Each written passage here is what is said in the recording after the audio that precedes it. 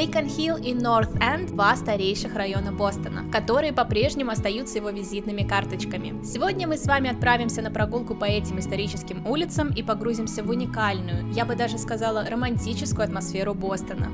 Направляясь в центр города, мы прибываем на станцию Чарльз, MGH, единственную наземную станцию метро в центре Бостона. Если вы путешествуете со стороны Кембриджа, то вам удастся насладиться видом на даунтаун прямо из вагона. И, честно говоря, этот вид всегда поднимает мне настроение. Отсюда вдоль реки Чарльз находится один из старейших районов города – Бикон-Хилл, который обязательно будет в каждом путеводителе по Бостону. Этот район знаменит своими кирпичными таунхаусами и газовыми фонарями, освещающими узкие мощеные улочки.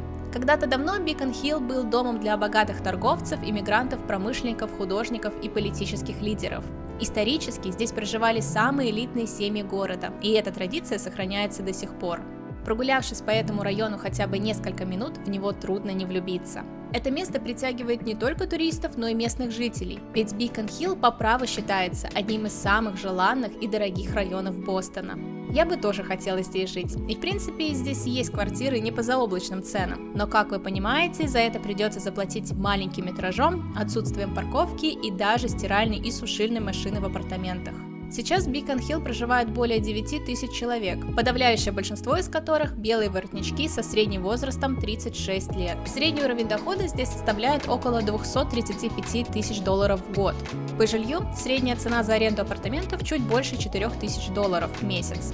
Медианная цена дома составляет $2 600 000, а дом по адресу 56 Бикон-стрит стал самым дорогим когда-либо проданным домом в этом районе, цена которого составила $28 250 000. На главной улице Чарльз в Бикон-Хилл расположены многочисленные магазинчики и кафе, а здание вокруг напоминает Англию. Вообще, я люблю Бостон за то, что можно вырваться из типичной американской среды домов-коробок и перенестись в Европу, где все вокруг вдохновляет и успокаивает. Где-то в середине Чарльз-стрит находится кафе-книжный магазин, в котором можно насладиться бранчем. Это место очень популярное, так что если вы хотите сесть внутри, то обязательно сделайте резервацию. Мы же заказали 2 кофе с собой за $13, а вот цены на другие вкусности. Как я уже говорила, кроме кафе, в этом здании находится книжный магазин. Очень уютное место, открытое для всех. Здесь можно просто пройтись, посмотреть, насладиться атмосферой и, конечно же, сделать кучу фото, ведь интерьер тут действительно как в фильмах. Однако цены на книги довольно высокие, около $56 за одну. Свернув с главной улицы, можно попасть в кварталы с домами, где люди не спеша выгуливают своих питомцев. Здесь тихо и совершенно не слышно шума города, который буквально под боком.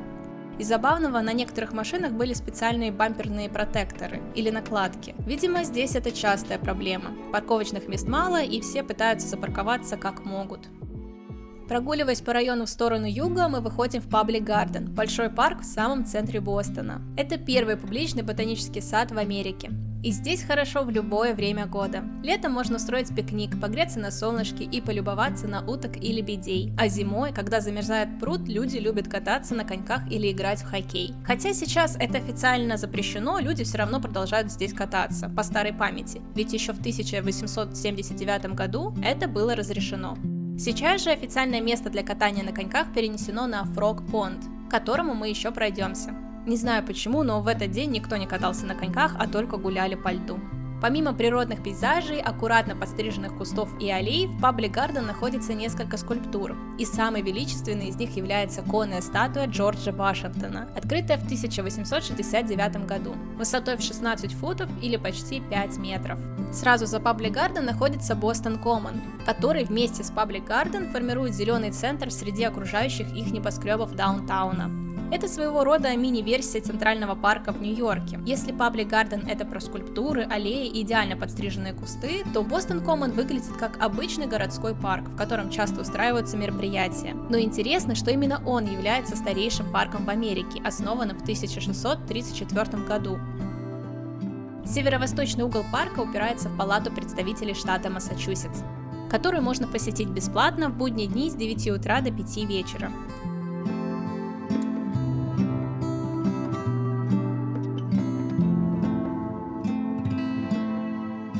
С Совсем недалеко расположена библиотека, одна из старейших независимых библиотек в США, основанная в 1807 году. Вход на первый музейный этаж составляет $10 за человека.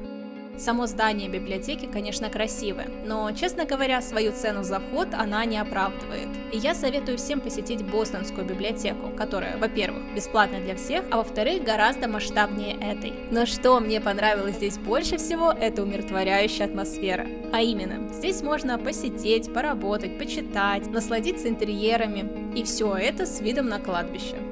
Почему бы и нет?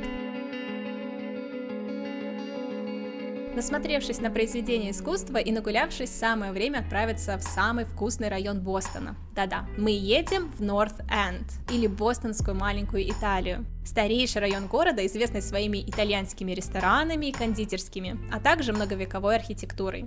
Интересно, но исторически этот район не всегда был домом для итальянских иммигрантов. Изначально в 18 веке Норт-Энд был домом для представителей самых элитных семей города. Однако после революции исход лоялистов и миграция элитных семей в Бикон-Хилл ознаменовал период упадка Норт-Энд. По мере падения стоимости недвижимости здесь поселились английские и немецкие иммигранты, а также недавно прибывшие ирландцы вследствие Великого голода, которые начали селиться там в 1820-х годах.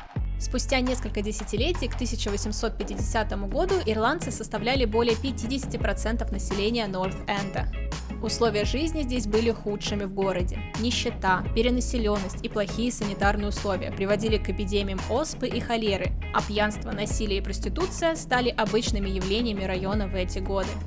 После гражданской войны ирландцы оставались большинством населения района, но впоследствии в этот район начали приезжать новые мигранты, в основном русские и польские евреи и итальянцы, которые впервые прибыли сюда в 1860-х и 70-х годах. К 1875 году эти две группы вместе превзошли по численности ирландцев.